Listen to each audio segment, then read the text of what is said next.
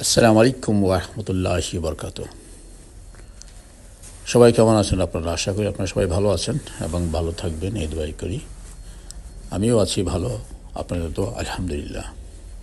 আজকে আবারও নিয়ে আসলাম আমার গার্ডেনের লিলি ফুল, অন্য এক কালারের।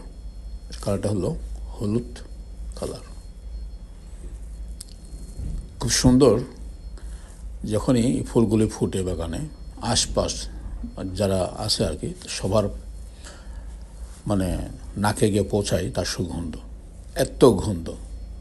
যদি বাংলাদেশ হয়তো বা আমাদের দেশে যে আপনার হাসনায়ন আছে, আপনার তারপর কি বলে বেলি ফুলের গাছের নিচে সাপ দেখা যেত প্রায় সময়, ঠিক যদি এখানে এগুলি থাকতো, সাপ থাকতো, তাহলে হয়তো বা এই গাছের নিচেও সাপ পাওয়া যেত। যাই হোক, ফুলগুলো বেশ সুন্দর দেখতে। ওটার নাম হলো লিলি ফুল।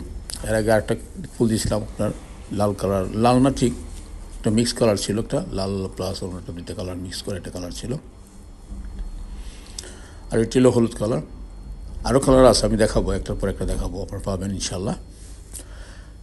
তো ফুলকে তো সবাই ভালোবাসে, আমি অনেক ভালোবাসি, আর তাই আমার গার্ডেনে কন্টিনিউই ফুল আমি রাখতে চেষ্টা করি। এবার শীতে বলেন আর গরমে বলেন, আমি অনেক চেষ্টা করি, এবং ফুলও যেন প্রচুর আকার মানে প্রচুর পরিমাণ ফুল ফুটে, সেটার জন্য আমি অনেক শ্রম দিই। কারণ ফুল যদি না ফুটে গাছে, তাহলে ফুল গাছ লাগার কোনো মানে হয় না। আর পাবলিক যদি নাই বলে যে তোর গাছগুলি খুব সুন্দর, অনেক ফুল দিয়েছে, কথা যদি নাই শুনতে পারেন, তাহলে কোনো সার্থক নাই। তো সব কিছু মিলিয়ে সব দিকে চিন্তা করে আমিও ফুলকে অনেক ভালোবাসি, তাই আমি যত্ন অনেক বেশি নেই। আপনার কল্পনা করতে পারবেন না, মানে অফিস শেষ করার পরে আসেই খাওয়া দাওয়া করার আগে আমি গার্ডেনে ঢুকে পড়ি, কোথায় কী আছে সেগুলি আগে করে সিস্টেম করে নেই, তারপর গিয়ে খাওয়া দাওয়া করে আবার লেগে যায়।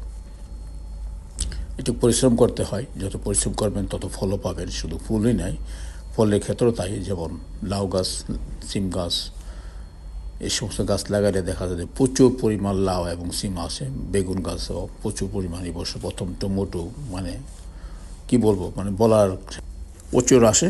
যাই হোক, তা আপনারা সবাই ভালো থাকবেন, সুস্থ থাকবেন। আবারও নিয়ে আসবো আরও নতুন একটি পর্ব নিয়ে। সবাই ভালো থাকবেন।